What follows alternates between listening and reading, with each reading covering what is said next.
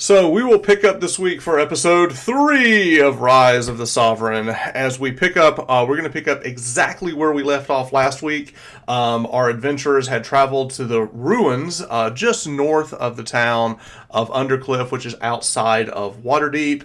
And there they were doing some investigation, and Vimic, Danny's character, the Goliath, had carried this torch with him. Actually, it wasn't a torch. It was more like these phoenix feathers that he had quested for in his previous game and brought here. So they were lit up. And whenever he came and brought it to the ruins, this voice echoed through the ruins. This voice of this long lost spirit or ghost that claimed to be Elanis Baravan, who is one of the last known of the Baravan dynasty.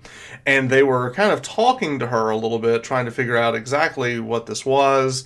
And they were kind of having some questions and conversation with that when their conversation was broken. And they heard someone stumbling out of and charging out of the tree. And they looked, the tree line, they looked behind them and they saw a large golden dragonborn carrying a giant two-handed sword charging at them, screaming, "Die, necromancer!" And that is where we're going to pick up. So any questions before we dive right into the scene, as it were? Now we're not necromancers, right? Y'all were talking to some ghost in the middle of the ruins, so... Oh, man. All right, so if you'll remember, Wes's character, Corden, had looked over his shoulder. This is, just so we do a reminder here, this is Corden here. Here is Vimic the Goliath, and here is Laz's character, Lorix the dwarf. And you all three were inside these ruins, and kind of like, and Vimic is holding this torch, and Corden had looked over his shoulder and seen a kobold kind of looking out, and then ran away. And as soon as he did that, he heard this crashing through the woods of this dragonborn running out with the sword. Now, immediately, Wes, your character Corden, recognized this is a part of one of the adventuring groups that you saw this morning, coming out of the yawning portal. When you woke up there this morning, you remember seeing this dragonborn and some of these kobolds coming out of that tavern this morning. So that is where we are picking up. So what we're going to do is, very quickly, we're all going to roll initiative, and then we'll go from there. So let me go ahead and pull up the initiative tracker. And let me give everybody turns.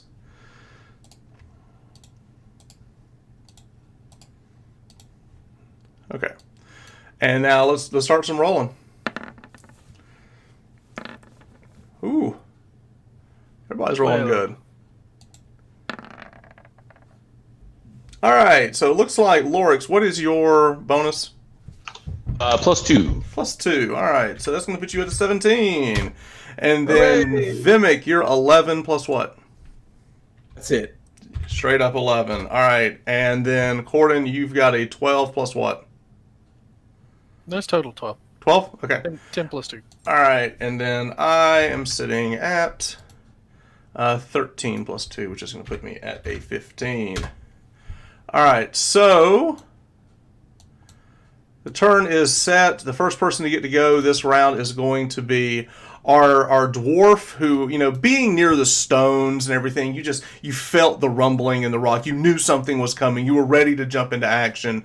So you hear this. Now, you're not quite tall enough to kind of see over the stone hedge of what the wall remains, but you do hear it. And as you look out, with the light shimmering off of the flame that Vimic is carrying, you do see the tip of the large sword marching out this way. So you kind of have a direction. You can see the tip of the sword over the wall. Okay, that's what I was going to ask. Is about how high is the wall? It's about even. It's about 5 feet.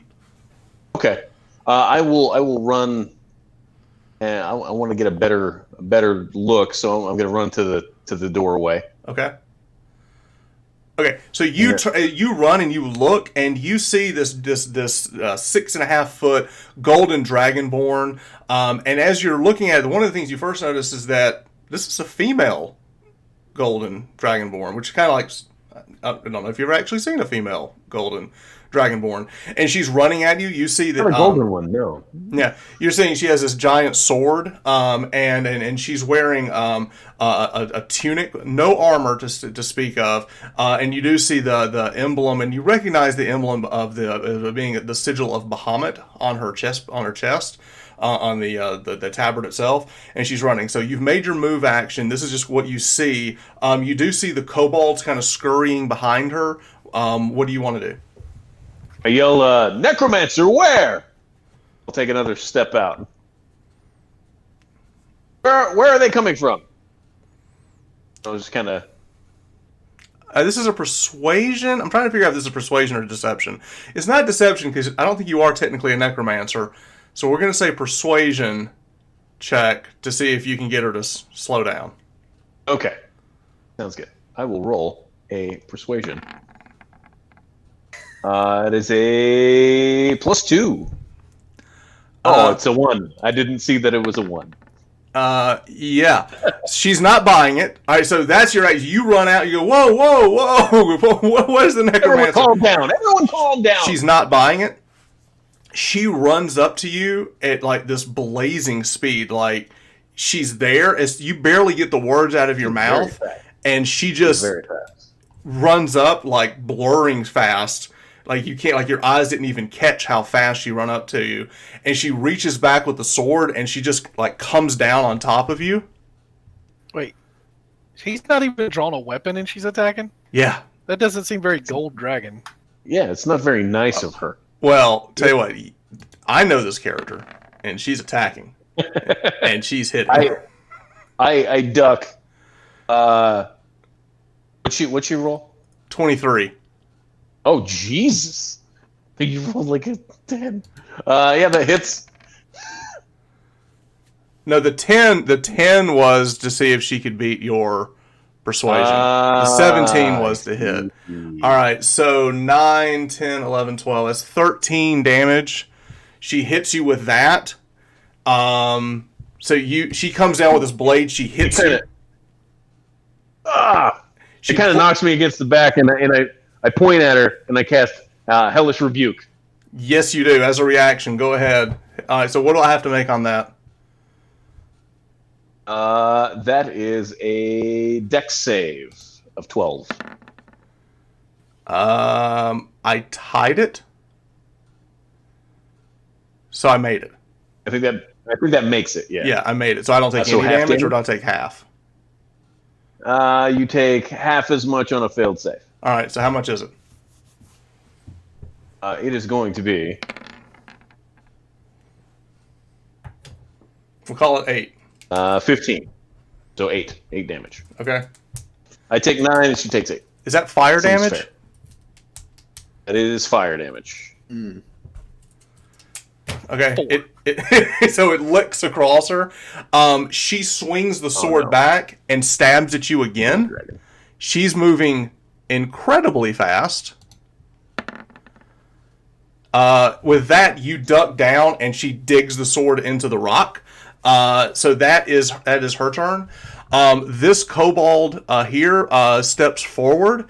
And he starts speaking Draconic, and he puts his hand out. A bubble goes around the Dragonborn. This one runs up as well, and for me, kobolds, and runs up, and he also casts a spell, and it seems that all of them have this glow about them. And this one is going to run up to here.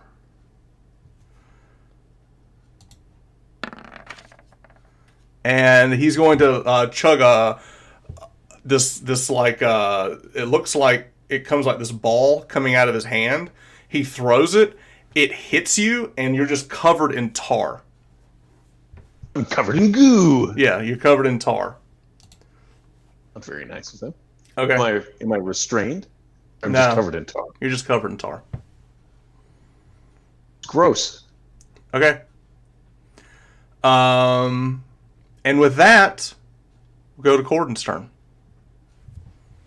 I'm going to say, stop this at once and listen to me, and cast Charm Person, using it at 2nd level, targeting the first one and the other kobold that I can see.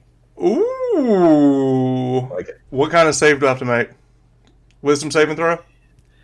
Let's see, Wiz 13.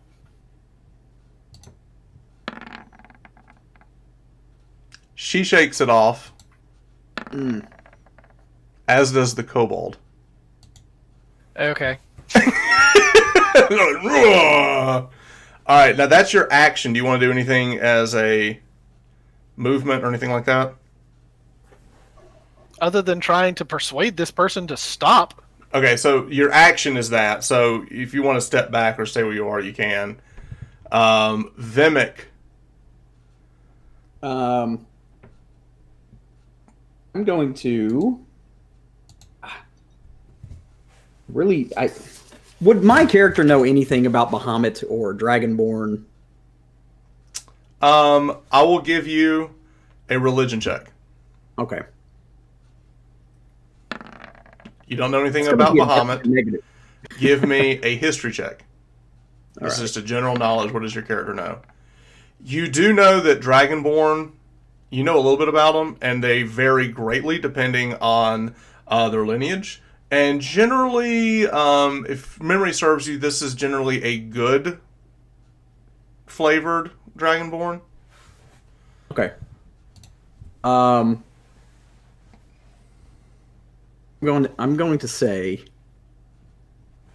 going to tell the. Well, I'm going to step over. Can I move the token? Should have built it. So line of sight I can see, right? Mm-hmm. I'm going to say that. Try some intimidation.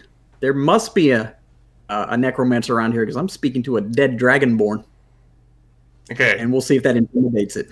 Okay, so you're going to try to get her to stop through intimidation. Yeah. Give me an intimidation check. Come on. Roll high. 19 plus. 2. So 21. Okay, with that, she is intimidated. All right, so now it's top of the round. She pulls the sword back. Out. She looks at you. She takes a half step back as she's kind of looking over the situation. And we go to Lorix.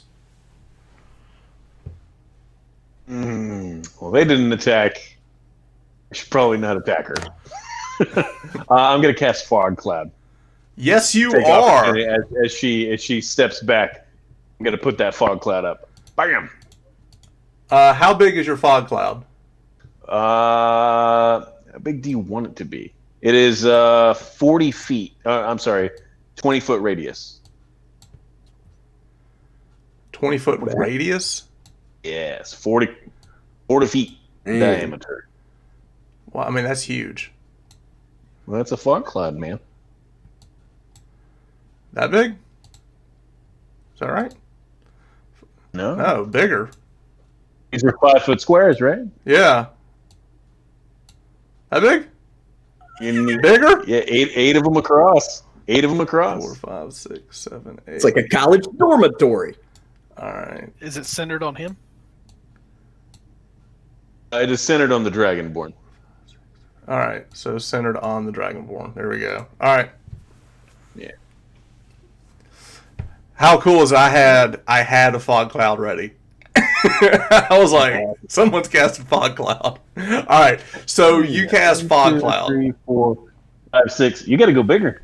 That's only 30 feet. Well, as part of it is that the tile itself, part of it on the edges doesn't show. But there you go. All right, that's fine. See? All right. Okay, gotcha. All right, so you Sweet. drop fog cloud. Now you're totally obscured in the cloud. You still have movement.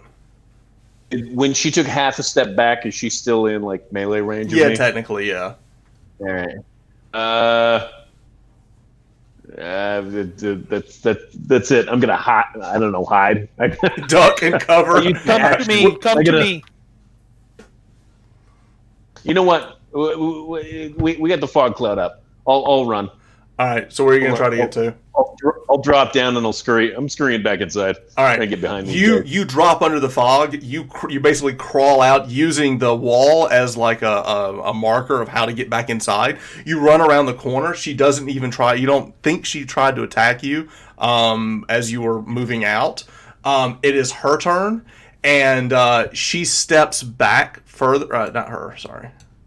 She's basically going to try to retreat out of the fog cloud.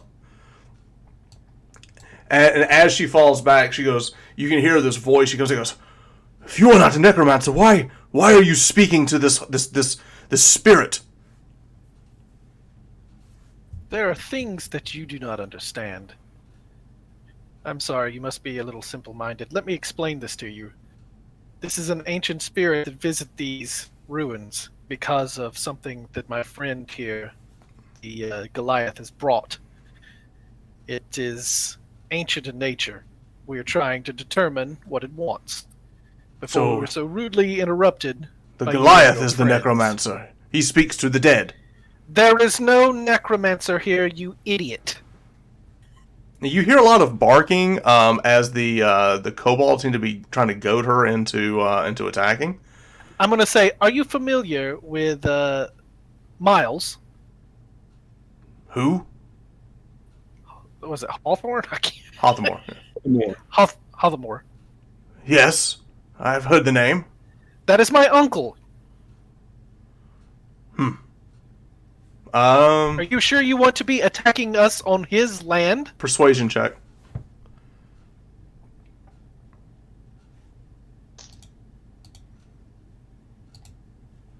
That would be a 20.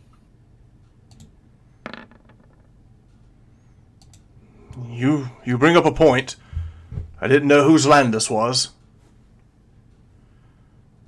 Well, I think it's in your best interest. I know you were ready. I saw you this morning, actually, at the bar. You were getting ready, saying that there was adventure this way, and you were so desperate to find it, I think you made it up.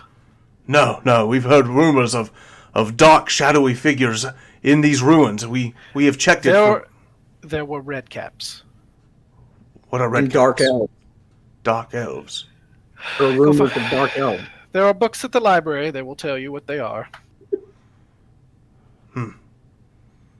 Reading. We're also here looking for what killed the stable boy. We were out hunting those cats. Oh. Yes, the cats did come from this direction. We also came this way looking for them. Have you heard? All across the realm, close to here, more attacks with these cats by the dozens. It seems. More than after Fay Day? I'm No. gonna ask Lorik if it seems we've come to a civil discourse. Can we get rid of the? I dismiss the fog cloud.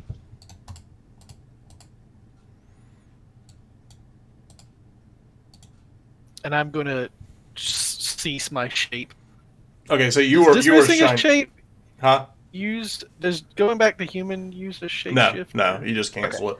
All right, so you go from being this constellation light through the fog, or this booming voice you were using to kind of persuade her. Now you turn back into form. She as everything kind of goes down, and Vimic is still holding the light. You see that she's for a split second she stops moving. And you sense several incantations or enchantments like fade away from her as she starts moving normally. She was moving superhumanly fast before. As she steps forward, and all of the kobolds kind of fall in. And she goes, "Well, your name, sir? You were with this?" And she's very deep voice for a female, and she's like, "You are Hothamore as well." He is my uncle on my mother's side. I am Cordon Acosta. I am a druid with the Emerald Enclave in Waterdeep. The Emerald Enclave. I ran into some of your friends today. Where? North of here, we were hunting. They were tracking those cats. They just seemed to disappear in the middle of nowhere. And again, you hear the kobolds barking, and you see her. She kind of turns and says, Yuva, Kix, shh. And she kind of hushes two of them. They seem to be goading her into not trusting the situation, but she's, kind of calming them down. He goes, have you ever seen anyone else up here?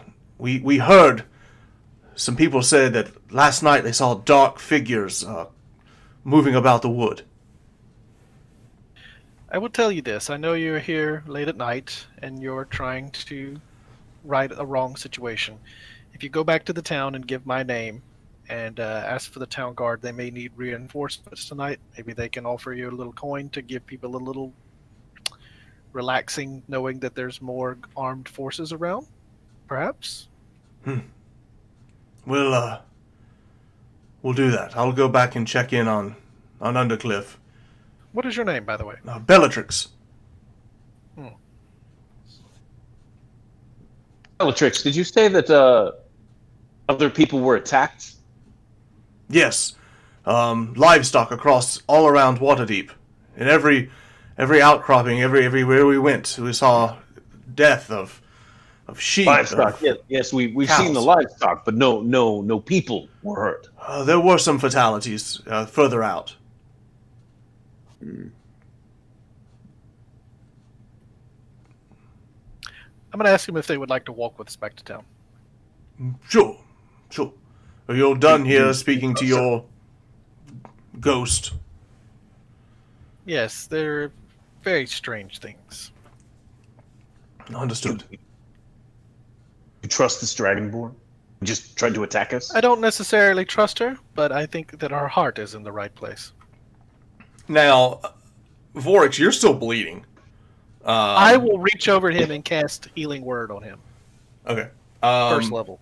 Sure. Give me a D4 plus your wisdom save. Your wisdom.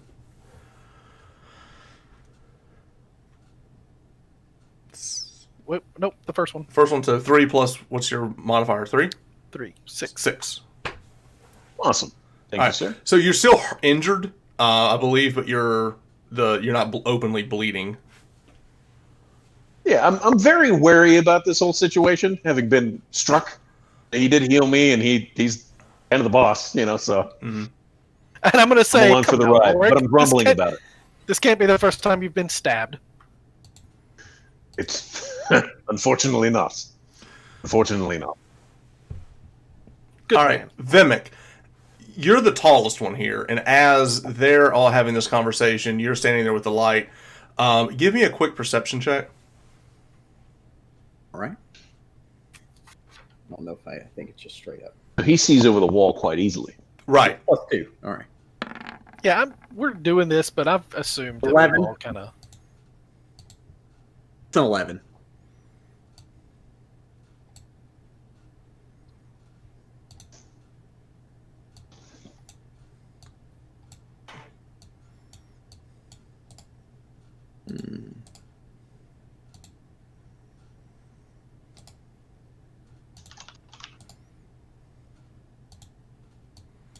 Okay. As they're all talking, you look and you kind of peer over your shoulder. You see these dark, like fog clouds. They're extremely dark, and even like your light with the fog cloud we had before, you just saw how your light kind of pierced through this. As you go, you look and you see close to the furthest pillar north of here. What you see is this black, and your light ends and like comes to an abrupt stop at that pillar. All right, I'm going to say friends, unnatural darkness approaches and like point to it. All right, and with that, you say, as soon as you say that, you hear Bellatrix immediately pulls her sword back out and turns and starts speaking Draconian to the kobolds. And they all scatter into different positions. One falls back in the tree, one grabs here, one goes to cover, and she brandishes her weapon. And Lorg starts kind of hopping, trying to see over the wall and see what he's talking about. Do you need a box? All right, so you hop over the wall and you kind of like peer around and look around real quick. Give me a real quick Arcana check. Ooh, Arcana coming up. Oops. Take the first one. Plus 1. 13. All right. Plus 1. All right, so you 15. kind of look up and you do sense the presence of magic coming from that area. It is not a natural darkness, and you peer back down, and you definitely felt that the darkness itself seemed to be shifting and moving. It's not a static darkness. Corden, what are you doing? I'm gonna ask. Bellatrix? No, I'm gonna ask Danny Vimic to give me a boost. I'm gonna jump up on top of the wall. Ooh. I thought we were going to fastball special this one. There. Toss me. Yeah. Or what is that? Like a strength check? Just don't to worry. lift me up. Yeah, it's not a problem at all. You reach down with one hand, you just kind of grab him and just kind of like put him up there without a problem. Awesome. Corden, you don't realize how strong he is until he just one hands you all the way up on top of the wall. What do I see?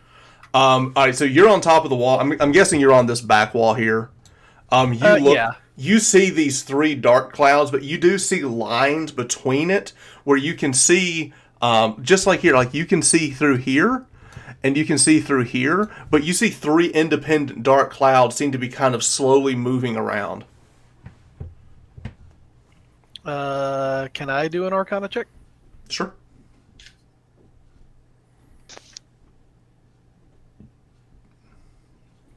Same thing. 13. You do sense it's definitely 3 types of 3 different magical sources moving about.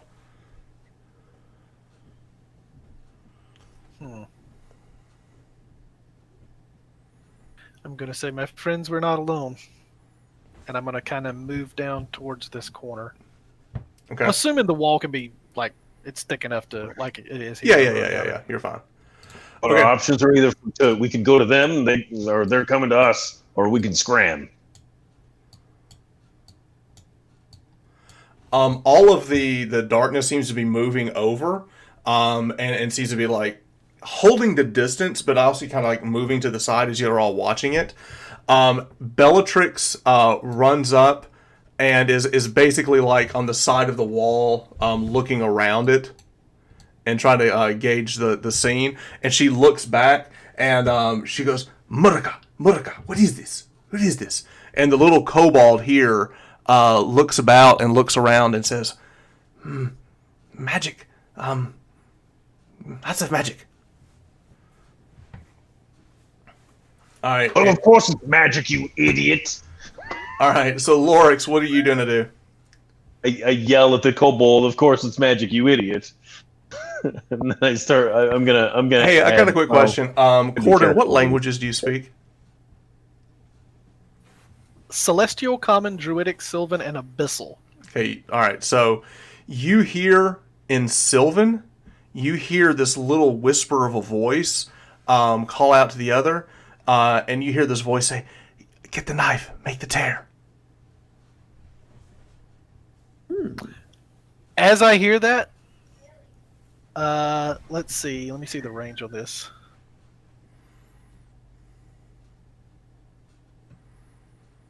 "90-foot, 20-foot area." Okay, so so these are 5s, right? 5, 10, 15, 20, 40, 50. I want to make a 20-foot square, kind of like this area Okay. of entangle. Okay. Call. Level 1. 20 foot. Yes. So it's basically 4 square by 4 square. Okay. There. So, no, more like yeah, we're trying to get both of them, Okay. All right. and it should be bigger A little taller. than that. That's 20 foot. Oh no, that's 20 foot. Okay, yeah, one way. Yeah. Good. All right. There you go. All right. And what's my Maybe say? I should hang on. Maybe I should just go for 1. Think so? Might Your be call. pushing it to try Your to get call. 2. Yeah, let's go for the center one. Okay. What's my save? Your save is strength of 13. Okay. It is restrained. All right. You don't see what it is, but you do. You hear something tussling in the darkness. You know the entangle went off, but the darkness you can't see through it. But you do hear it kind of rapping and tearing, and you hear this voice go ah, ah, and you can hear that something in the darkness is fighting against this. All right. With that, we need to roll for initiative. Yeah. I'm gonna say I caught one. Hold up. I caught one. Tell you what, let's do this. Let's keep the same initiative order that we had. Let's just keep it the same. Good Just to me. add to it. Yeah.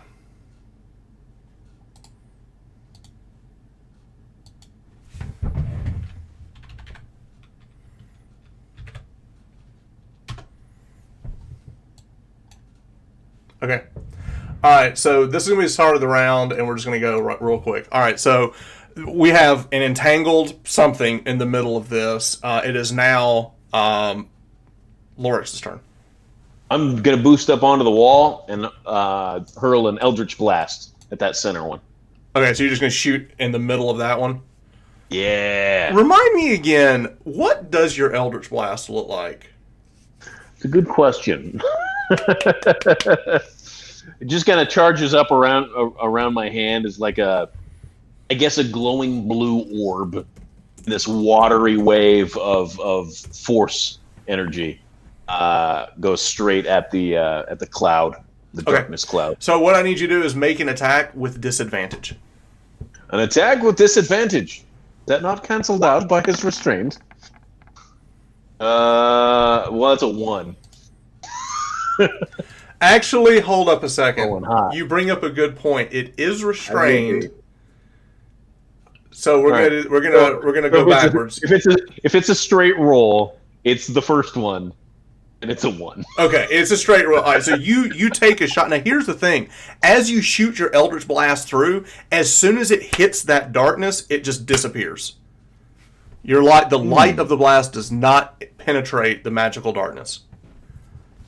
I probably got him. You totally hit him. Headshot. Headshot. He's dead. All right. With that, it is Bellatrix's turn. You see this one run up and touch the side of Bellatrix as this kobold runs up, and Yuva, this little red kobold, runs up and touches her and says, "May the blessing of the speed of Bahamut be with you." And you just see like this magical aura come about her, and then the other kobold looks over and goes, "May Bahamut give you his breath." And another aura comes over her. And with that, she runs forward 5, 10, 15, 20, 25, 30. She's going to run to here. And she's just going to let out this massive breath weapon to the one that y'all are shooting at as well. Hey, that one's ours. It's going to take some damage.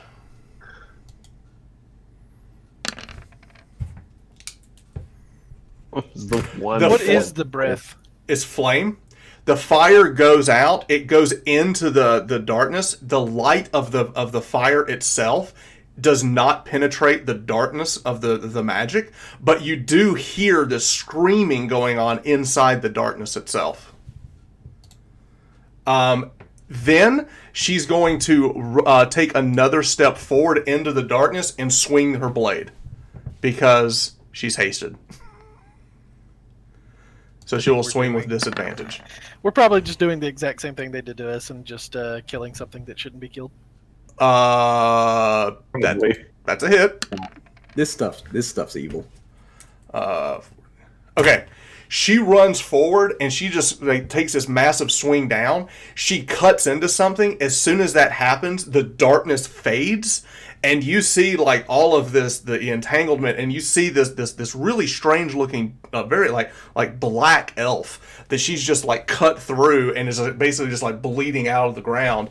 And this is what it looks like. I've got a shot here so you can see what this thing looks like. Ooh. Ew. So it has like these giant antlers coming up. It has these wings coming out of the back. It has a tail. And it's but it kind does of like have you can't make out everything because it's so dark. right. But the darkness kind of fades away from it as she cuts through it. It's horrifying. Thank you. I agree that it is horrifying. Okay, let's kill the rest of them. All right, and with that, It's ugly. huh? It's ugly. It's ugly. All right. Must be evil. So that is Bellatrix's turn. Now it's Corden's turn. I'm going to shift to Archer. Okay, so you take a constellation form. So the Star Druid, you again illuminate yourself. The Archer constellation shows up, and what are you gonna do? I am going to cast Guiding Bolt, Okay. targeting. Well, that thing is dead, isn't it? Mm-hmm. I guess I'm targeting the other thing, and that is going to be a disadvantage, right? One of the other Correct. clouds.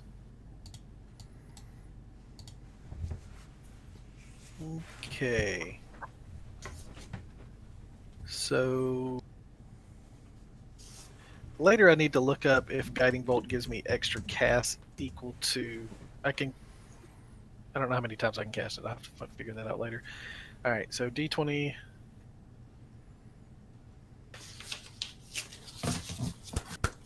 is an 18 and a roll again. Yes. 12. 12. Okay. All right. So you shoot this guiding bolt out. The light of the spell itself disappears into the darkness. You don't feel it connects. Does the archer go off as well?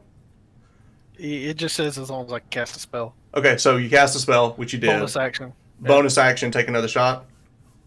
Yeah, let me read it. So this is our first time with the new Tasha's subclass. We're playing the So Star while- Druid. Yeah, while in starry form, the Archer constellation selected. When you activate this form and as a bonus action.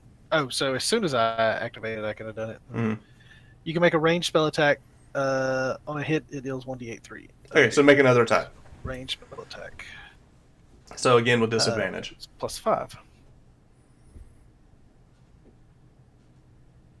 That's going to be a miss. That's going to be missing. All right. So both shots. So you just start shooting these blasting bolts. They look like actual shooting stars. Right. These shooting stars are coming out of your hand and out of the archer itself, and it's disappearing into the darkness. Now, quickly, we're going to go to them. With this one here, it is going to take a step forward, and this massive black like tentacle comes shooting out at Corden, who's standing on top of the ledge itself. Corden, make a... Hang on first.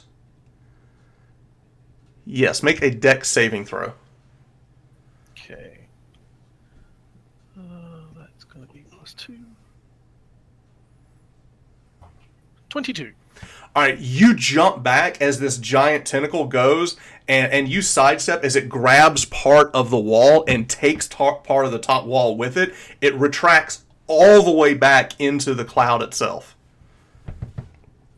This one as well is going to move in and start attacking Bellatrix. She gone. Okay. Okay. All right. You hear a lot of screaming and chanting and fighting as they're going back and forth. You can hear the clanging of blades clashing as it sounds like whatever is happening. There's a parrying going on. But you do hear the cry of Bellatrix as it seems that she's been stabbed or hit with something on the inside of now. So now they're locked in the combat in the darkness. And with that, we go to Vimic finally. Yeah, so we're just gonna redirect that damage to the other one. Let's do that. Are you within 30 feet? Ooh, I don't know if I am actually. 5, 10, 15. 20. No, I'm not. Just About Run thirty. out the wall and get ready. just out of range. Yeah. Okay. Scratch that. I'm gonna Hulk out. Okay. Hulk out. All right, so you grow in stature as the Rune Knight Goliath gets even bigger. And you're just huge now, okay?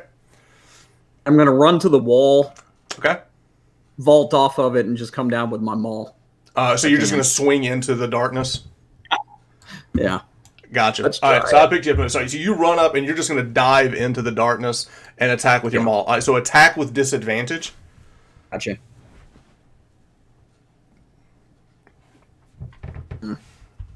Negative.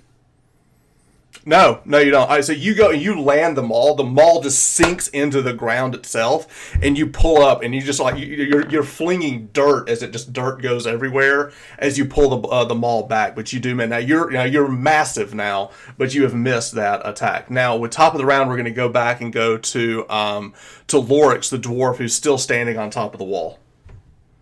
I got to try and get closer, but I don't see that happening. I don't want to hit Vimic, but I do. I'm sorry. I'm going to send another Eldritch Blast towards this. Well, I tell you what. I don't care if I hit the Dragonborn. We'll send it into this. All right. So attack with disadvantage. He sees this as a win-win scenario. It is a win-win. It is very much a win-win scenario. It's +4, so 11.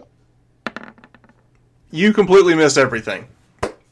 You just Excellent. shoot into the dark. Okay. I gave you a 50-50 when you missed. Okay. All right, so you just shot into the dark. Anything else that you Then want I'll to run do? around. And All right, then I'm going to run around the side. All right, so you run, you jump down to the ground, and you pull out your blade. Perfect. All right. That's right. All right, Bellatrix on the inside is going to let loose her breath weapon again into the darkness. Still going to take half damage.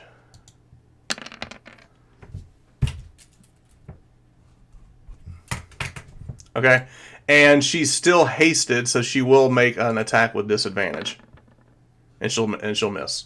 All right, this kobold here, they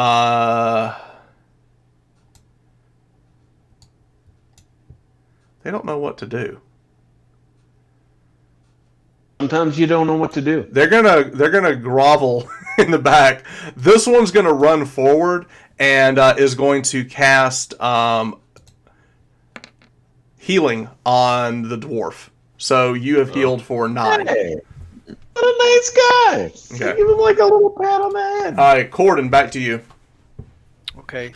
How much can I move and still do other things? 30 feet. 6 squares.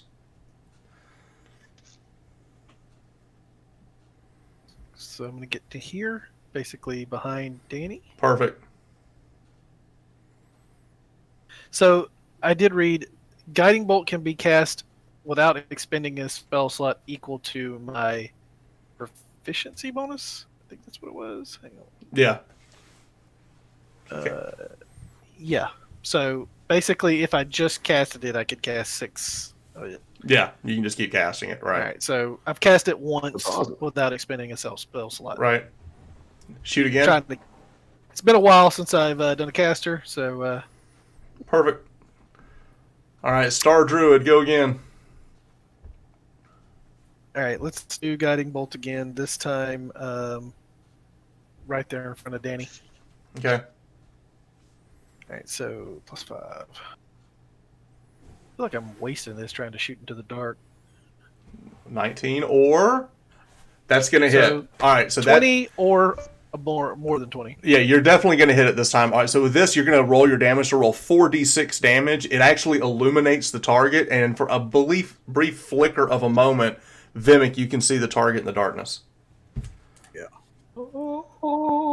9. Okay. And then the archer, Oh, yeah. again with disadvantage. You can roll 2 20s at the same time.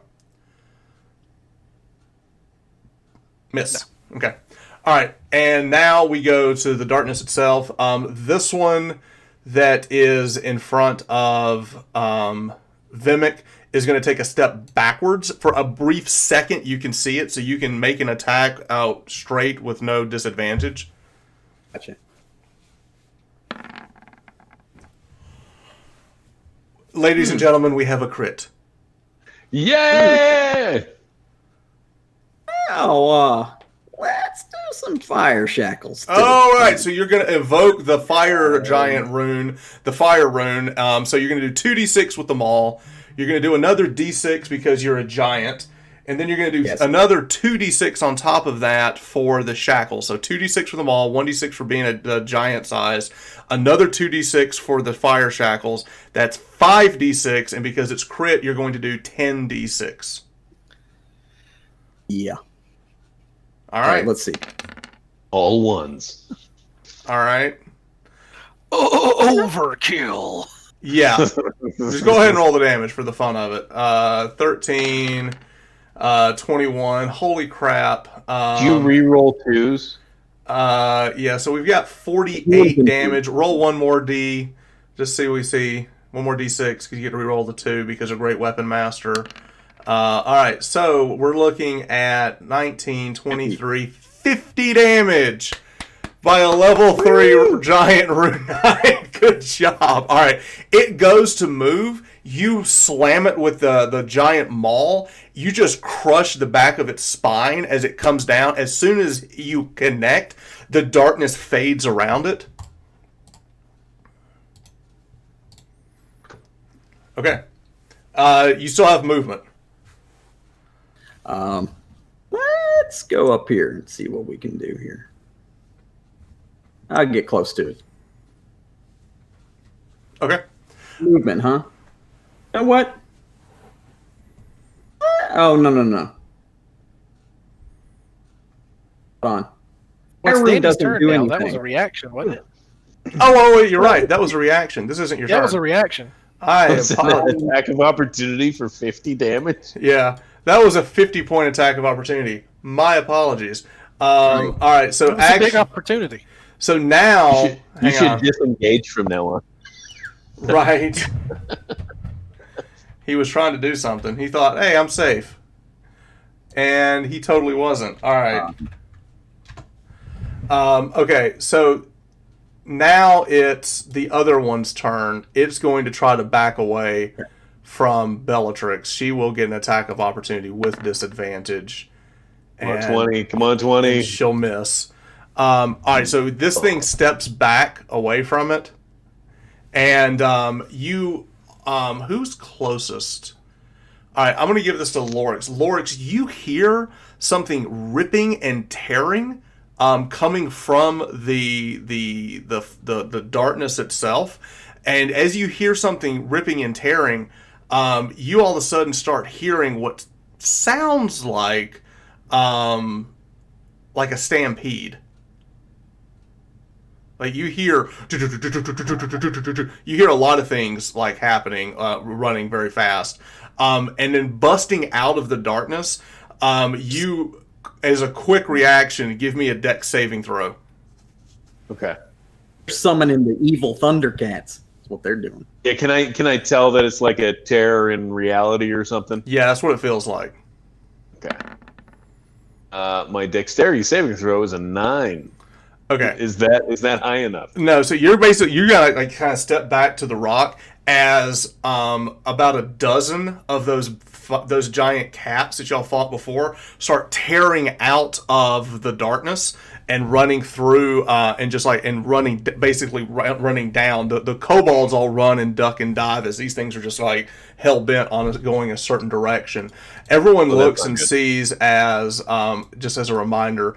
This thing come running out, this giant cat with the tentacles blowing out of it, and you just see one after another, just tearing out of this hole that seem to be coming out of this darkness.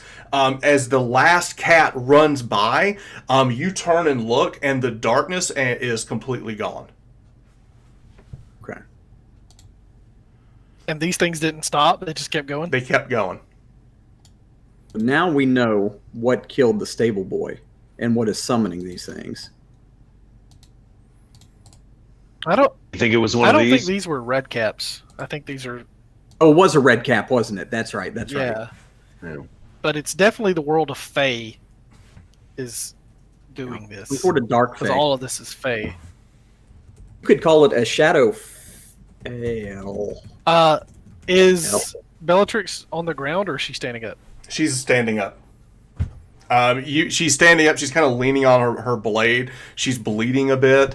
One of these other kobolds comes running up and places a hand on her and starts healing some of her wounds. I'm gonna walk over to and is Lorik still hurt? Lorik's still hurt? I'm okay. I was healed by the kobold. Well, Fine. I'm gonna ask Bellatrix how she is after the kobold heals her. It attacked faster than I was. Blades were sharp and small, but by the blessing of Bahamut, I survived. All right, is there any bodies of any of them left, or did they all get obliterated? No, you don't see any bodies laying on the ground. Interesting. There's no remnants Yeah. where either one of them died. No. Can I examine where the other one disappeared? See if I can kind of find that tear. You walk and you do feel kind of funny. You feel like that same displacement magic that you felt whenever you were close to the displacer beast. You feel that same like weird energy where it's almost like being like, I don't know if you ever seen it today. It's like a giant magnet. It just kind of feels like there's like this natural pull to it. That's kind of the way it feels. Like you just kind of like something is off, something is askew as you're kind of getting close to that. But whatever it is gone. You're just basically feeling the remnants of it.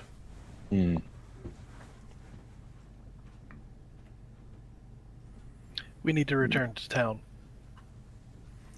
Everyone now, Vimic, what are you doing in this moment? They're gone, right? The cats. The cats seem to have gone south of here. Back to south of here is Undercliff. Okay. Oh, Yeah, we definitely need to get back to town. Okay, Let's do it. Actually, I'll pull out the torch, just see and sweep it across. Maybe see if I can illuminate where these bodies were. See anything if it unveils anything or anything. You do as you bring that out and you look around. Give me a quick investigation check.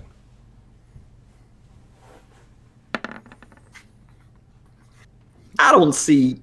You don't see anything. You're good. You just look around and there seems to be no remnants left of whatever it is that you fought.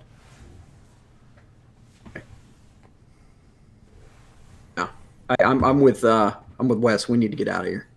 Okay. Get back to the town, because these things are about to wreak havoc. All right, so everyone, you begin, as everyone kind of picks up your belongings and kind of starts heading back and cutting through the woods. And just south of here is Valiant Stables, the Amcathra stable. Because remember, this is actually their land. It's just an extension, like the back. It's the back 40 basically of their land. And as you come through, you're kind of going through the woods, and coming down this hill is the stable. You hear the screams and the cries. You hear bells going off in the distance. You hear horses like neighing and calling out, and you hear sounds that from these horses that you've never heard before. It's a very unnatural like scream of these horses. And as you come over, you see the Amcathra farms, and you see these horses in the pen running around, and you just see about a dozen or so of these cats in the Amcathra stables, just mauling everything. You see Hank and some of the stable boys are like in the corner, like trying to fight some of these things off. And as you look around, you kind of go a quick step. You see several stable boys are actually laying motionless on the ground. Stepping up. everybody looks at each other, I'm sure, at the same time and just kind of bolts. Okay. All right. So this map is massive. So you may want to use the little to pull back, because if you go at 100%, you're just going to see. But this is a very massive map, so you may want to pull it back to about 50%, and then scroll down. Where we're going to put everybody in is coming into this, the south side of this map.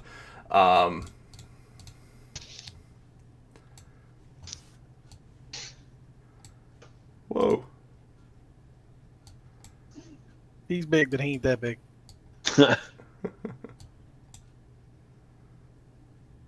No, he's just wide. Will Lorix be that big? Yes, he will.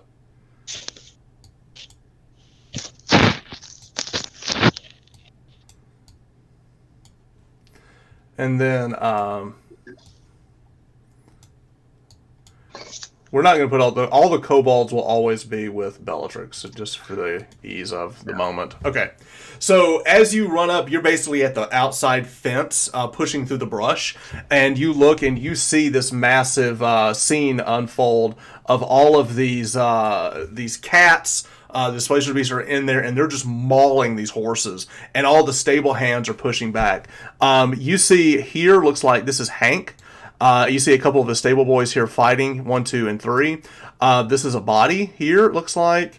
And then you also see another couple of stable hands here and also here. Now, this one back here that I'm clicking, that's Dane, the dwarf. He's the blacksmith. And this is the smithy shop back here. So y'all are basically walking in behind on the back side of the property as you're running up. And now you see there's some ambient light coming from the town, but you also see they've got like a bonfire here. And then there's another fire where over with the horses. They had actually, it looks like they were kind of setting up some type of perimeter, trying to protect the horses. But right now, all straight chaos is going through. So what we're going to do is I'm going to give everybody an initiative here. So hang on a second. Let me open this up. We're going to reset. Okay. And let's just, I probably could have done that an easier way. All right. And if everybody doesn't mind, just do your roll and then add your number in here.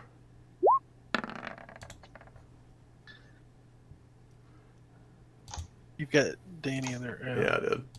There you go. Not let me adjust it yet. Did I roll? Yeah, I can't adjust mine either. Okay, hold up. Ooh, I rolled a 20. Okay. All right. Who rolled what? Wes got a 20. Danny got a nat 20. Oh, okay. Man, that's 2 20s for Vimic tonight. All right, so he's got a nat 20. Cheat codes are working. Cheat codes are working, huh? I have a non-nat 20. All right, and then Lorix, what did you get? Not work. I've rolled 13. I rolled 2 1s today. My cheat codes are definitely not working.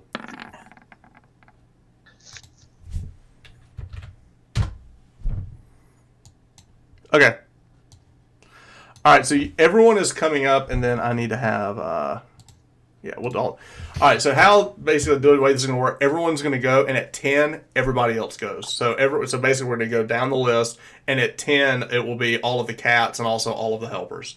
And this will be a mass combat kind of scenario, so there will be a lot of narrative cinematic stuff going on in between stuff. So this is just a much larger frame combat than what we normally see, like we just saw. So this will be a little bit different, but it'll kind of run the same.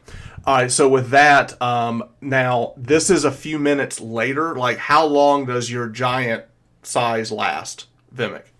I think it's only like 1 minute if I remember. Okay, so you've returned to normal size Yeah, at this let me- point. Okay. Can I say one thing before we all go charging in? Yeah. We have to draw their attention away from the civilians. Understood. Okay. Agreed. Vimic. All right, I'm hopping over. And Okay. I'm going to get as close as I can to the first one there. All right, so we're going to zoom What's down that? here. Take it to about the path, maybe. I always imagine displacer beasts being more like small cat size. These things are huge. Yeah, they're big. Okay, so you can basically get there with your move action. What do you want to do Okay. from there? I'm going to. can only I'm move going to try to 25. throw one of my hand axes at it. Okay. So Can Danny only move? this is 25? with disadvantage, right? Sorry, go Danny. Is this disadvantage? It is. It's a little bit further Sure. than you normally could throw it. It's also displacing, so it's. But we'll just say right. All right, so you just chuck that thing off into the distance. All right, but that's your turn. Yeah. All right, and with that, anything for bonus action? Okay. Corden, are you still in starry form? Yeah. Okay. I was using it to illuminate the path. All right, what are you gonna do? I can't grab my dude. All right, ping where you want to be. I want to get up, basically, kind of where Danny-ish is, All right, you should be able to move it now. and I want to guiding bolt again. Danny, you can move your guy now. Let me make sure. I don't know why these things turned off. I want to guiding bolt the cat nearest to the group of people there. Hey. Okay. All right, you will be attacking with disadvantage. Well, I guess I miss it. Yep. And did you? Okay, so you moved up. So you move up, you take your shot. It goes off in the And then distance. the bonus shot. Bonus shot. Woo! Wow. Miss. Okay. And with that, Bellatrix runs up. 10, 15, 20, 25, 30. She gets all the way to here. Yeah, I was going to say, she's still hasted. Right. Actually, she can get all the way up there, and she'll make her attack. So she's flanking it, and it's displacing, so that's a straight roll.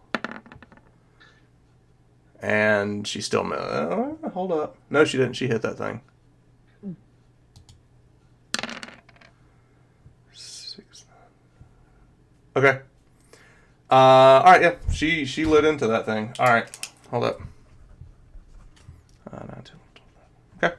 All right, so she goes and she lands her first attack. Because she's hasted, she gets a second attack. And that will land as well. This will only be 2d6. Okay. All right, so she cuts into it. She swings the sword around. She cuts into it again.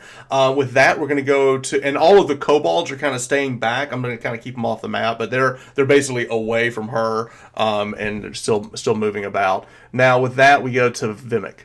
Not Vimic, I apologize. Lorix. Yeah, it looks like they've got that one covered. So I got to try and get to some of the other displacer baits to protect some of the other civilians. And because you're a I'll dwarf, have you get to here move 5 whole squares. I know, yay! But you could dash. Right. You could dash. I am going to dash. Okay. So we'll go. Let me count the squares. 1, 2, 3, 4, 5. Diagonal is 1, right? Someone watching just said, River Mist Fog says, does anyone have a jingly kitty toy? That would actually be helpful. we need catnip. We need a lot of catnip. I'm going to get up on top of the roof and go... Pss, pss, pss, pss. That's funny. All right.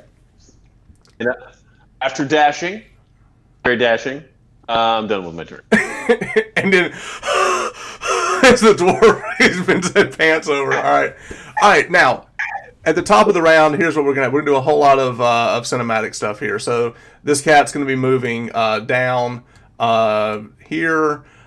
This one's going to take out this horse. And move into the stables. This horse here is going to get taken out. Oh no. Does the horses not get a roll? We're doing cinematic, man. It's too much. Oh. All right. Poor horse, he's never had a chance. Remind me not to shapeshift into a horse. It's just auto death. Right. All right. This one's running off. So there's a little bit of a chase scene. These horses are trying to break through the woods. They're all kind of chaotically trying to get away from the cats. So 2 of the horses go down. 3 of the horses go down. And then over here, we're going to get an attack by the cat on the first guy. And this guy gets mauled. So one of the stable hands goes down. This stable hand here will make an attack with his pitchfork and miss. Okay. Also, in the distance, you hear the town bells going off. You see in the distance, you can see several griffins are coming in, which is like the town guard for water, but they're just in the distance. You can see them flying in. But in the very top of the, you hear this dark voice echoing like through on the other side. You can hear through all the chaos. You hear this voice go through, and he says, "All right, laddies, give him hell!" And you see a whole company of dwarves bust through the top. And we will keep them together.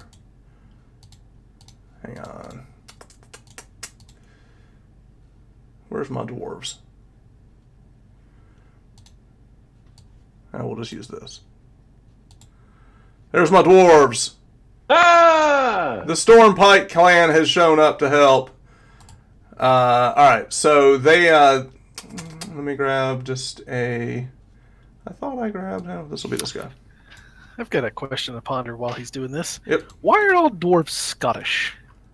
Because it's my game. All right. All right. It's really no particular reason. It's just it's how it is. All right. All right. So the Stormpike clan, you see these dwarves that come running in, and they begin attacking this cat at the very top. So you see about 6 dwarves all running in. One of them is got like this plate mail, has this big giant hammer swinging, has the big helmet like you just saw. So they come marching in and start attacking. Now, Corden, you know all the. This is not. You've never seen these people before. You don't remember seeing them at the Yawning Portal, and you definitely don't remember. They're not townies either. So you don't know where. I mean, they could just be passing by, but you're lucky to have them. A whole company of dwarves. They're fighting on our side. Yeah, they're it's good great. guys. So the dwarves come in and start attacking. All right, so top of the round, we'll go back, and it is the Goliath's turn. So Vimic, it is now your turn. Okay. So as far as the ones in front of us are the only. I'm trying to look all over the map. Just the ones in front of us are the people, right? There's no other people. You can't see. It feels like this is all of them. Okay. They're kind of backed up to the house. You do hear some women and children like screaming in the house, but they've got the doors barred. I think I can actually make it up. I'll give it to you. And does her being there help me at all? Yeah, it does. It gives you advantage. And because it's displacing it, it makes it a straight push. Gotcha. All right, let's do it. I don't know what I rolled. What I roll? The 7 is not going to make it. What's your bonus? Plus 5. To 12? No, Yeah. you missed. All right. I'll action surge and do another swing. There you go. Action surge. Right, so you missed the first one. Swing again. 8 plus 5 is a 13, and the 13 will hit. There we go. All right, so roll your maul damage. It's going to be 2d6 plus 3? 3. No, it's 3. No, you're not big sized. Let's re-roll that. Oh, yeah, reroll the 1. Great Weapon Master. I'll still take it. All right, so 5, 6, 7, 8 damage. Okay. You slam into the side of it. You feel like its ribs crack as you bring the hammer into the side of it, and you pull it back. And you're used to fighting. You just fought one of these things last night, so you're a little used to how it moves now. You're more familiar with it, so you do land that attack. All right, with that, we'll go to Corden. Still hanging back. 5, 10, 15, 20, 25. I'm going to go to here. Okay. I'm going to cast Guidance on Bellatrix. Ooh. Okay. And as a bonus action, I will fire off a shot at this one over here. All right, go for it. All right, now just guidance does not work on attack rolls. Guidance does not work on attack roll. Oh, it's skill checks. Okay. That's fine. Okay. Or I could cast Thorn Whip. Let's Thorn Whip it. Okay. I'll step over here, and you see a strangely connected series of stars with light tendrils lash out, and I'm going to try to whip it around the neck. And try to pull it towards you. Just try to get it away from the civilian. Gotcha. Okay. How? I could move it 10 feet. I'll try to move it towards me. Because if I do, it'll move it away from Danny, and it'll get an attack of opportunity. Yep. We'll talk about that in a second, but go ahead and make your attack. Forced movement doesn't necessarily do Right, that. right. Okay. It's 1d6, so I think it's just. Oh, it's a spell attack though. Yeah. So make your attack. Is disadvantage? Everybody's around it. No. I'll give you advantage because it's being flanked. It's 11. No, sorry. So the whip goes out, you miss it. It's still displacing, and you're this first time you ever seen it, but you thought you hit it, and the light goes right through the false shadow of itself as you go and you pull it back. With that, Star shot hits. yes, it does. All right, now roll a d8 plus 3 Radiant damage. radiant damage. Okay. So 6. Okay. And the way that the star looks, it almost looks like if there's a star in the sky, but all of a sudden it's just a tiny thing that hits somebody. It just so falls it's like it comes out of nowhere. It's like a falling star. Nice. All right, so that hits it. You hear it like kind of scream as it burns into the side of it.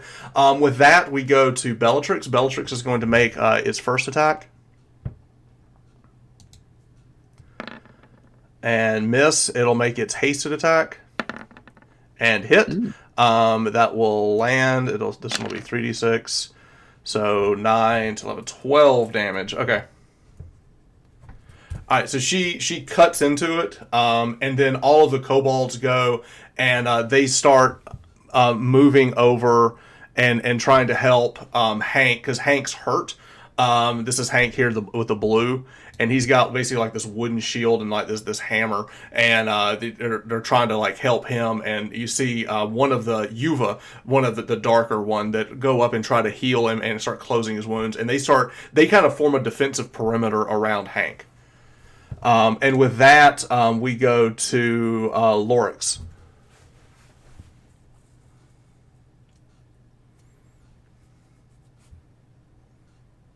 You're muted.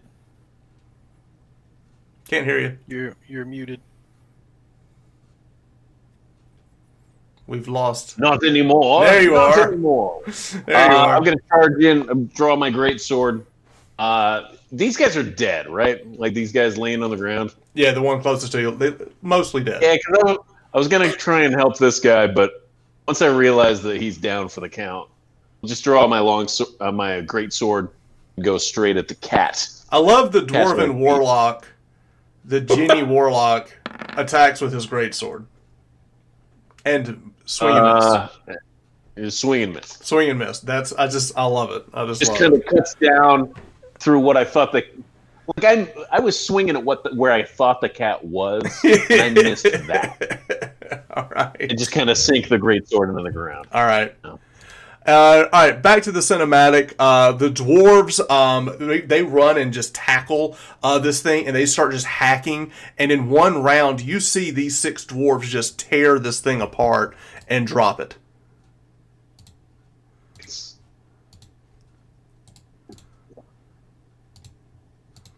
All right, going over to the horses, we've got another horse down. And we've got basically the 6 dwarfs with just the one dude. Yeah. Okay. Missing one.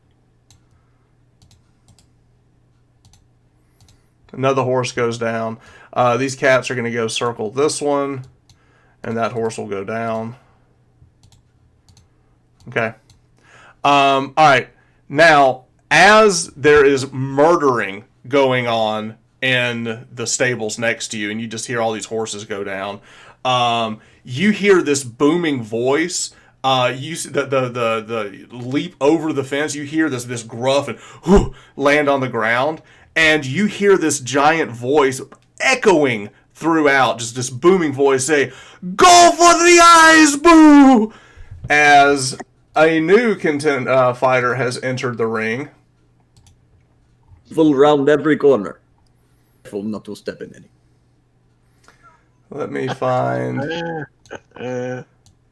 This guy has gone up and begins to attack one of the cats. So an unknown adventurer has gone to join into the fray and has answered the call of the bells and has run up. Up above, you see griffins start flying in, and as the griffins get low, you see several city guard jump down off of the griffins. Nice.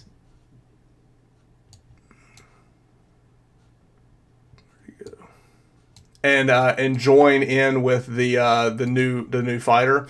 What the two griffins that dropped him off, they go and they pick up and tear at this cat here, and this cat is gone. Okay. All right. Top of the round, we go back to our Goliath Vimic. This thing's still up, right? Yes. Let's see if I can take him down. Oh, I'm sorry. I apologize. Stop for a second. Kill the roll. The one on you gets to attack. It's going to attack you. Oh yeah. Okay. And that's going to miss. It comes out with this other tentacle, and both of them are going to miss. As you go and you pulled back when that last attack, is both its tentacles came out. It attacks very similarly to the one you fought before. You immediately pull them all back, and you block off both of the attacks like you were just expecting it. This just comes with the veteran presence of just already fighting the scene just the night before. Now it is your turn. Okay. All right, let's do it. Okay, that will hit. D6 plus 3. Reroll the one. Reroll. Nice. 11, 12, 13, 14. Okay. All right, and it goes down. All right. You got him. So, since I didn't move, can I move? Yes, you may. All right, I'm going to move 10, 15, 20, 25, 30. I think that 30. Yep. Okay. All right, so you drop that cat and immediately just run over, and you just start to charge towards the other cat that now is in melee with your friend Lorix. With that, Corden, it is your turn. Let's see. Does Hank look very injured? No, not the kobolds now have attended to him. Okay. Can I check the pulse of the ones laying here and see if either of them are alive? You can. You reach down, and the one is gasping for air. I'm going to healing word Okay. on that one. Perfect. All right, so you save him. Nice. Thanks. Okay. That's a bonus action, is healing word.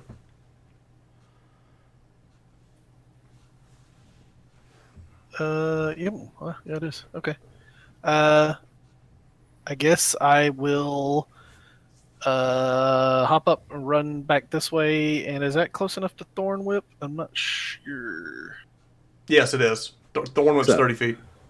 Okay. I'm going to try to Thorn Whip at its feet. I'm going to try to capture one. Go for it. Okay. So it is. And this is a straight roll now. It's +5. Since it's a spell.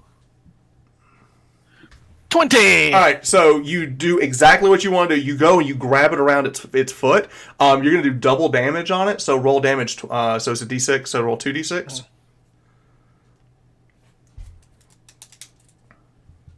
Okay, so 7 and 10. Okay. I kind of want to pull. All right, so you pull grab on its front leg and you just pull it. It drops to the ground and you drag it 10 feet closer to you. So it is on the ground. When it hits the ground, it is now technically restrained.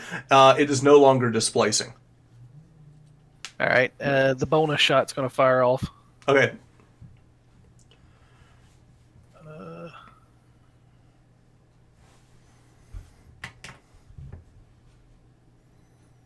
24. That will hit, so roll d8 plus 3.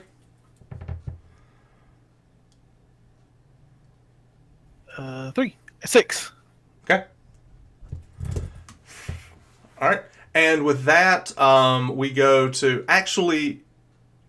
Yeah, so that bonus shot wouldn't have happened. Yeah, because, that wouldn't happen. Yeah, so we'll take that off. So because you used your bonus action to healing word back there, Right, the archer can't work. But it's totally fine. All right, it's still new subclasses that we're learning.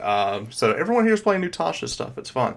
All right, I hit it with a whip. You hit it with a whip, and you drug it closer to you. It's no longer displacing. You've dragged it across the ground. It's now Bellatrix's turn. Bellatrix is going to run up, leap up with her sword, and cut down at it. She will be attacking with advantage because it is no longer displacing. And the 7 plus it is going to hit. So that'll be a 3d6 for the first attack. So 8, 9, 10, 11. Okay. And then she will attack again with her hasted attack. And that'll hit.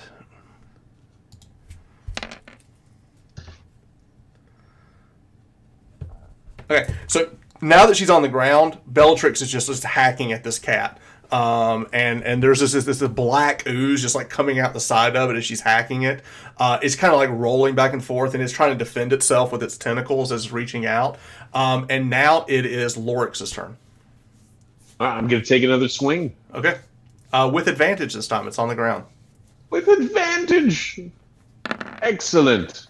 There you go. Hit. Roll the damage. Either of them would have hit anyway. What a shame. What a shame. Mine.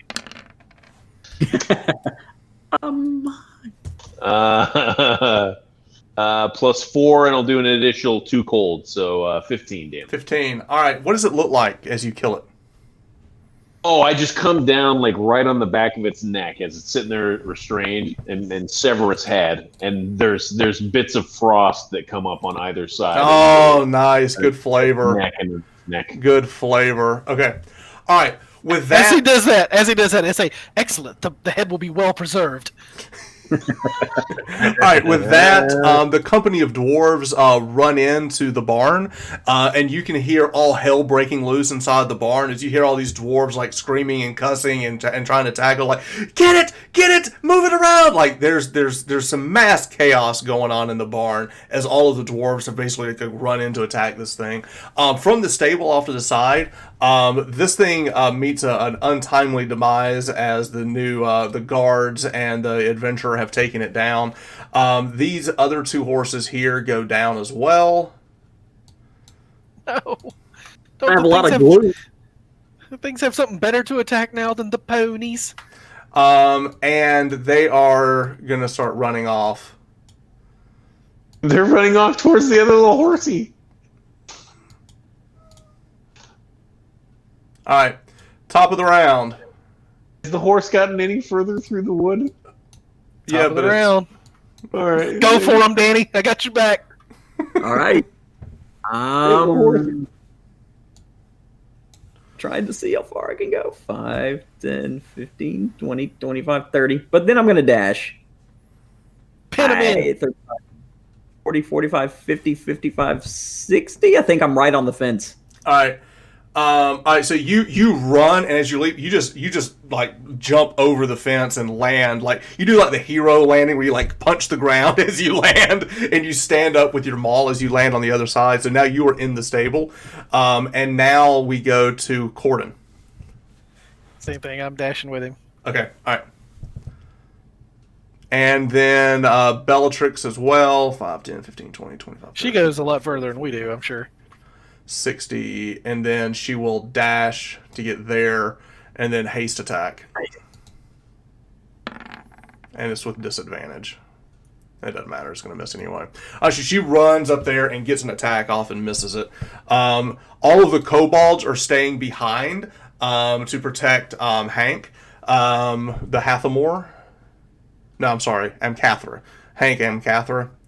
And then we go to our favorite dwarf, Lorix. Me? I'm your favorite dwarf? Oh. Well, when I realized they're all running off without me, and I was busy chopping that thing's head off, I'll run up as well. Okay. I'll go to follow. And take the X off. You've had a lot of cardio tonight. You have. Sure have. All right. You're in range. Oh, you know what? Yeah, I'll let loose an Eldritch Blast at this cat over here. Yep. Disadvantage. Go for it. Alrighty. Disadvantaged. There we go. Yes, Oh, you do. All right, so you shoot through basically like a line in the fence, and you actually end up tagging the thing for where's my character sheet go? +2. +4 actually, so 6 damage. right 6 damage. Walk me through that because you get the extra bonus because of your genie thing.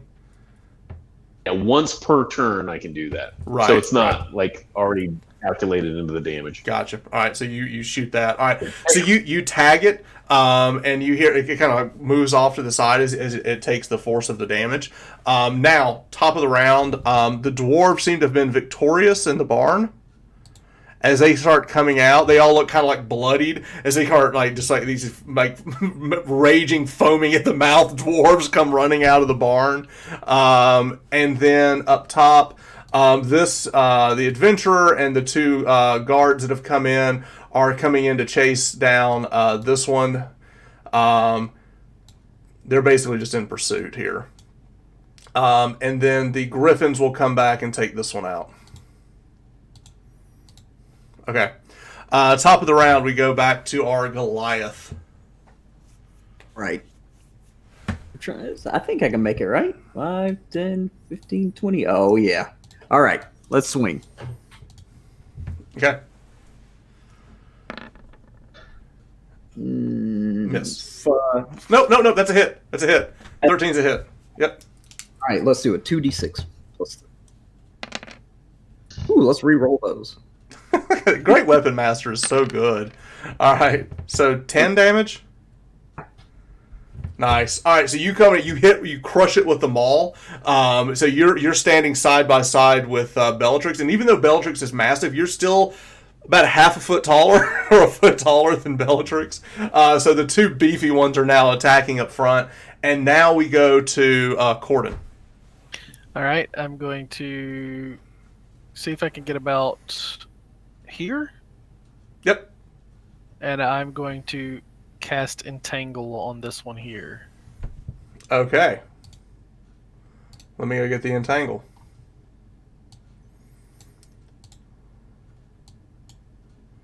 Hang on. You don't have to make it too big. I just want to put it like kind of in front of it to where I'd have to go through it. Okay. Well, all right. A little bit on it, but like Yeah. where it would have to continue through it. I got you. Entangling the poor dead horses. That's all right. Poor dead horses. Okay. All right. So you cast the Entangle. What's my save on that? Strength 13 or it's restrained. I am restrained. That also means I'm no longer Restrained. displacing. Mm-hmm. It's being held. All right. I'm going to say, you're going nowhere! All right. you for 3 minutes. Playtime. All right. And with that, Bellatrix is going to make her attack. This is going to be a straight roll. She's going to hit with the first one, and she's going to hit with the second one, and I'm just going to go ahead and put it all together, which is going to be 5d6.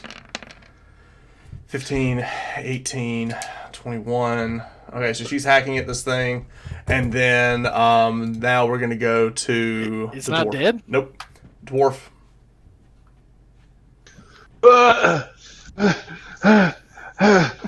Eldritch Blast. All right, make your attack. What's the line from Predator as the guy's running? I'll do it. I'll do it the one that's. I'm going to have me some fun. I'm going to have me some fun. I'm going to have me some fun. All Is right. that a straight roll on the one that's restrained? No, it's not. Flanking doesn't help.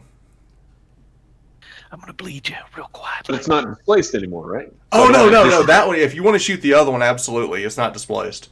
Yeah, I want to shoot. I want to shoot the one that's not displacing. Right. Boom! Nice. Get shot. All right, roll it. Oh! In the face! It'll be Nine. 9 damage. All right, so you shoot it. Now that it's being held by the entanglement, it's being held to the ground. You easily tag it to the side.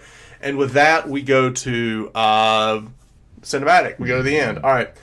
This thing, after it got hit and entangled, the guards and the adventurer are going to tear it apart and kill it.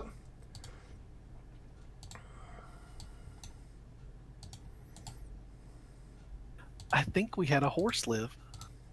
Yep. Yeah, there's one, like a random. There's one hiding. There's one in the barn, too. He had 2 live. All right. The one that's here is going to attack Vimic. So the first attack is going to hit.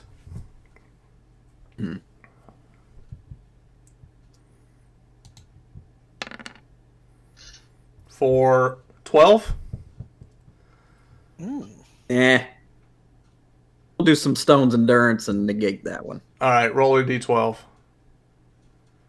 Reaction. Show off. You did. 12. All 12 of it negated. All right, second attack. 15's gonna miss, right? Yes. Okay. All right. So he does land it. You just brush off the attack with your giant stone arm bicep, like Rah! You just flex out of the way of the attack. The second attack crushes against your armor without a problem. Top of the round, we go back to Vimic. Are you gonna go? Yeah, kitty. Going to swing on it. Okay. Miss. Spectacularly, that. That's it, I think, right? Yeah. All right. Cordon. At this point, I see them over there. I'm gonna go up to this horse, and I'm gonna see if it is at any. Is there anything alive to it? Medicine check. Yep. I have +3.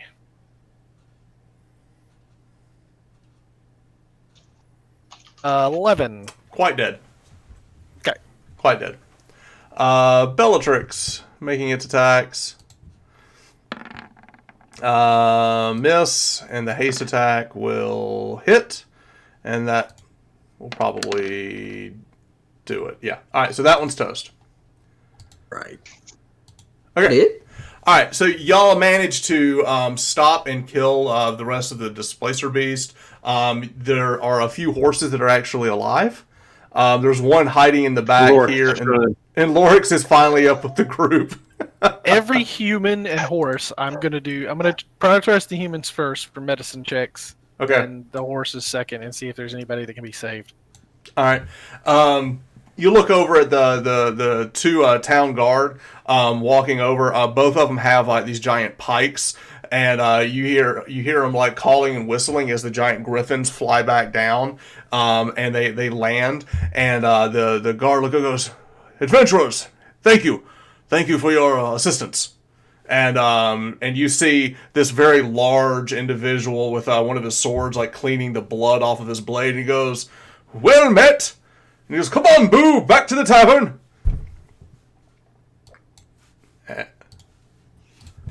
All right. As he's walking away, I'm going to go, let's talk more fight! That's right. All right. And also the company of dwarves that you met, they come in to check in, and they introduce themselves to the Amcathras. And you overhear the dwarves talking, and everyone, and Hank and everyone, they all are basically getting together, seeing if any of the other stable hands are alive. Unfortunately, there's been a number of deaths here. About 5 or so of his stable hands have died. Now, the dwarf Dane lived, a couple more of his stable hands lived, and Hank himself, who was injured, but was taken care of by the kobolds. So this is where the scene is now. Y'all are at the Amcathra stables, kind of assessing the damage, and he is distraught over the death of his stable hands, but also even as much the horses as well. He lost most. Actually, I think one more. 3 of his horses lived, but it's a punishing blow to the stables to lose that many horses. So he's upset about it. He's just beside himself. The dwarves come up, and the head of the dwarf he introduces himself as Thorbrick, and he goes, "Sir, we traveled very far, and we are looking for Mr. Miles Hathamore." I'm gonna ask him in is he speaking Dwarven or Common? He's speaking in Common. I'm gonna ask him if he has also answered the call, the oath sworn. We heard a call. We did. I'm not the only one. How do you know of this? Are you Miles? No, I'm I'm actually gonna- outside of the house, so no, I'm not Miles. I'm going to speak up and say, I can take you to him. Much obliged. Mr. What was your name again? And Hank goes, "Call me Hank. Call me Hank. Sorry for this dark dealings tonight, but if there's any more, we'll be on our way." And Hank, he thanks him for his help. more of the stable guard, more of the cavalry, the guards are coming in to assess the situation, and the dwarves excuse themselves. And they're kind of tinny. They had a couple of wounds and stuff, but you see them all kind of like slapping each other on the back.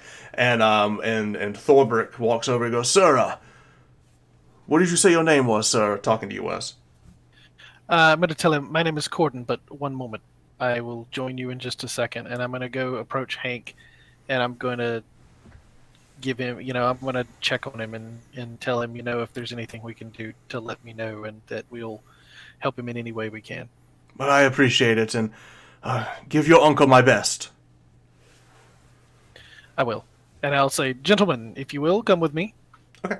And with that, the dwarves follow you now. Is there anything else that Vimic or Lorix wants to do? I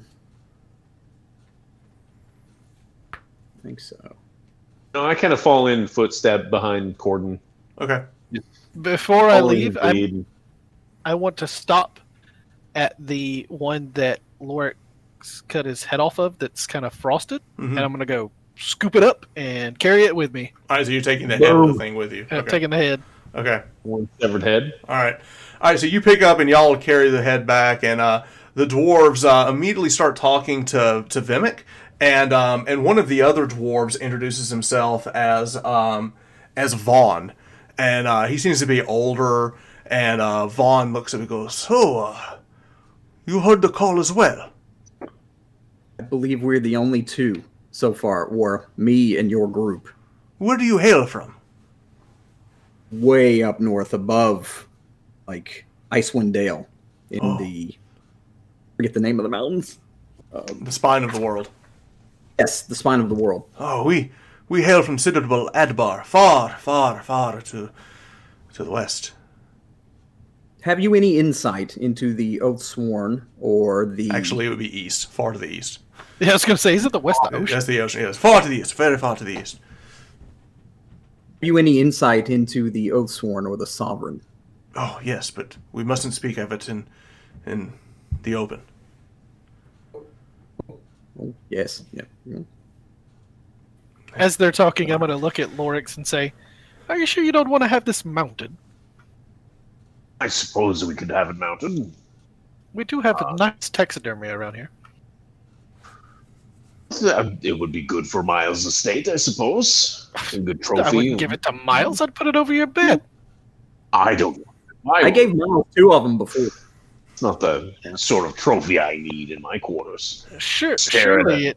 Open my eyes at night to see it displace a beast and give me the frights. I think it would do with you and the ladies. Ladies are not impressed with me either way, displace a beast or no. Build yourself up a legend, my friend. Listen, if being in the stewardship of Miles Hothamore doesn't give me the ladies, nothing will. Couldn't hurt. All right. And with that, we will return to the Hothamore Manor, the Hothamore Estate, and we have lots of friends with us now. We have the Stormpikes have arrived from Citadel Adbar. We have a lot of new information to share with Miles. As you get closer, you see both Miles and you see his Ceridwen, thank you. Ceridwen is there as well, his elven friend, and she reaches over and she sees that everyone's coming in. She goes, "Oh, thank you, come in." Miles tries to he gets to the door, and Ceridwen pushes him back. Goes, no, keep yourself safe and out of sight. And she kind of pushes him back inside the manor, and she invites everyone in. As you get closer, the dwarves, led by Thorbrick, looks up and goes, "Madam Elf, we have traveled very, very far and over many, many weeks to be here, and we would very much like to speak to the lord of the estate, Miles, I believe, Mr. Hothamore." And Ceridwen says, "Oh yes, Lord Hothamore has been expecting you. We've been watching you." And she pulls out this crystal ball, this orb. She goes, "We've been watching you, and we knew that you were coming as well. Please join us. We have much to discuss." And she looks over and goes, "Corden, come as well. I believe that you have a story to tell us that who was it that you spoke to? We could see, but we could not exactly hear what you were talking about. And with that, everyone comes into the manor itself and sits around tables, and they pull in the extra chairs. The handmaidens come in to meet, and they bring you all food, and they bring you ale, which the dwarves love, and they're immediately sat at home as they all start like getting home, kicking off their shoes, taking off their armor, and just kind of setting in the 6 dwarves. And now that the house is getting kind of full, as they want to hear the story. And Ceridwen, she asks, he goes, Corden, or tell us, who was it that you spoke to at the ruins? Alanis Baravan. And when you say that, Miles goes, Alanis? Really? She was the last Baravan. She was the last. And you spoke to her. What did she say?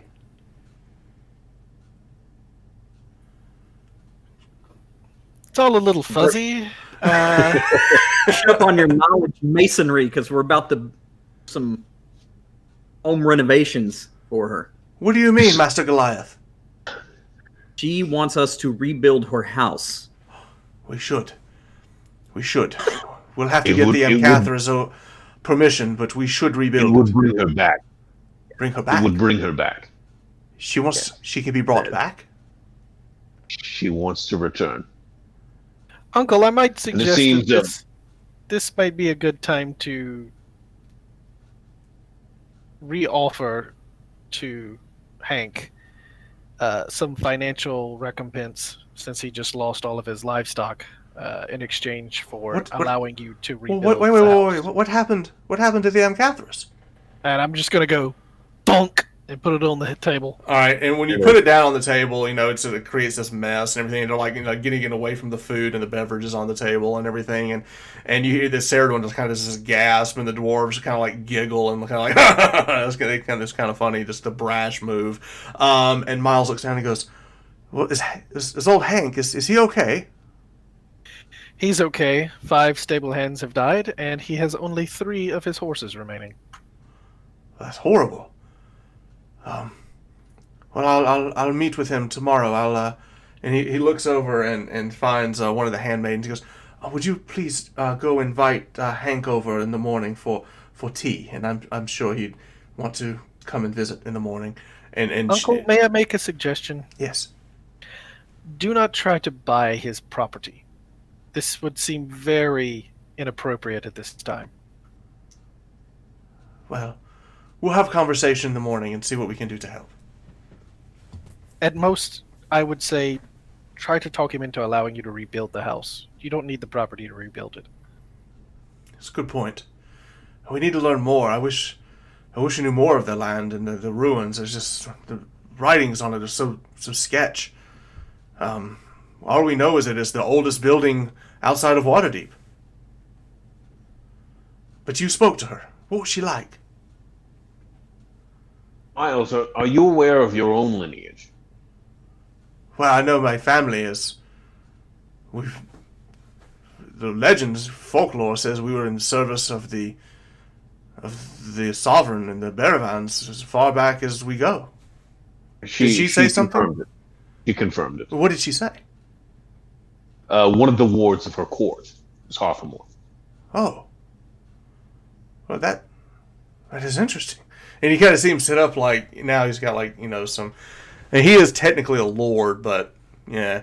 And he's like, well, that's wonderful. I mean, could we go back and speak to her again? Are you going to accompany us this time? And he sits up, and Ceridwen goes, no, that's not a good idea.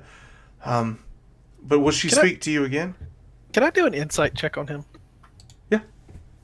I want to see specifically when he found the information about being a ward. I want to sense if he was disappointed. And I'm sorry, a lord or ward? What was he? What was his? They were in the court. They were in the court. So what's the insight check for? To see if he was let down that that's all he was. Okay. Or his family was.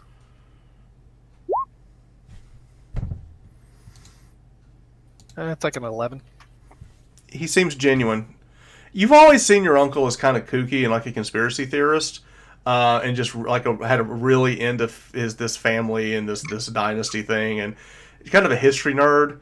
But now you're seeing that he may have actually some credence to some of the things that he's been saying, but he's just kooky. I mean, he never leaves the house. He just, people bring him things to read. I mean, he is a total shut-in. Yeah, I was wondering if this was like delusions of grandeur kind of thing. You don't like you would have thought that 2 days ago. Now you're kind of questioning. Well, maybe there's actually some legitimacy to. Oh yeah, I've seen something. Right. So. Right. Okay. Vimic, do you have anything? I want to hear the dwarf story. I'm going to tell him that the dwarves seem to know more about Sovereign and answering the call than we do, and they have. Seems like they know more than us. Is the Dragonborn still with us as well? No, she's not. Okay. And I'll tell him about the Dragonborn too, and see if he knows anything about that. If they've been scrying on that one. Miles has not heard of a Dragonborn. Probably just an adventurer that fell in with you. Okay. Right. I want to come back to the dwarves. Lorix, do you have anything? Nothing further. Oh, good. And with that, Thorbrick, he stands up. He goes next to the hearth of the fire, and he pulls out his pipe and kind of cleans it out, and then starts lighting it. And he goes, "It's time for us to tell our story." And I'm gonna go. Hang on. And as soon as he says that, I'm gonna go. Yes, excuse me, and I just walk out. Okay, so Corden leaves as the dwarves are. All right, so with that, Thorbrick draws back on his pipe, blows some smoke, and he turns to Miles to start telling him his story, and that is where we will pick up next week for episode 4. Is for this insane. So Thorbrick will tell the story of the Stormpikes next week as we begin episode 4, which we will play on Monday. So we're going to switch from playing on Thursdays to playing on Mondays because the next couple of Thursdays were like Christmas Eve, New Year's Eve, and we don't want to miss that many games. So we will come back next week for episode 4-ish. Yep. All right. And with that, if you've been watching, thank you for watching, and we'll see you guys next week. Until next time, keep rolling with advantage.